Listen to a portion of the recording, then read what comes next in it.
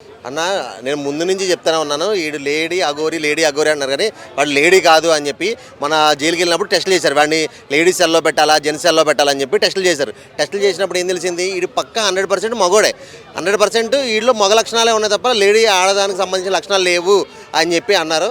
So అది మన ముందు నుంచి చెప్తున్నదే. అయితే ఇప్పుడు ఏంటంటే వర్షిని మనం మాట్లాడింది ఒక ఇంటర్వ్యూలో అసలు వీడు నన్ను బలవంతం చేశాడు, నన్ను బెదిరించాడు అది అని చెప్పేసి మాట మార్చేసింది. మాట మార్చేసి లవ్ లేదు ఏమి లేదు అదే అంది. అన్న నేను ఒక మాట చెప్తున్నా, ఆడదాంతో పెట్టుకుంటే పెద్ద పెద్ద రాజ్యాలే కూలిపోయినాయి, పెద్ద పెద్ద రాజులే నాశనం అయిపోయారు. ఈడెంత అటు ఇటు కానివాడు ఈడెంత ఈడు. సో ఇదే ఉంటుంది. అంటే నిన్న కాక మొన్న ఒక ఆమె వచ్చి మళ్ళీ కేసు పెట్టింది ఈడి మీదే. ఏది నన్ను కూడా ఇట్లానే చేశాడు, నన్ను కూడా బాణభంగం చేయడానికి ట్రై చేశాడు, నన్ను అది చేశాడు ఇది చేశాడు అని. సో ఇలాంటి వాళ్ళు ఇంకే చాలా మంది ఉన్నారు. కాకపోతే ఏంటంటే పరుగు పోతుంది. వీడితో మనము ఈడు ఇలా చేశాడు అని చెప్పుకోవడానికి సిగ్గుపడి చాలామంది రాలేదు. కానీ ఇలాంటి వాళ్ళ జీవితాలు ఇలాంటి అంటే ఈడు చాలామంది జీవితాలు నాశనం చేసినోడే ఖచ్చితంగా. అంటే వీడికి బెయిల్ ఇవ్వడం అనేది చాలా దారుణమైన విషయం.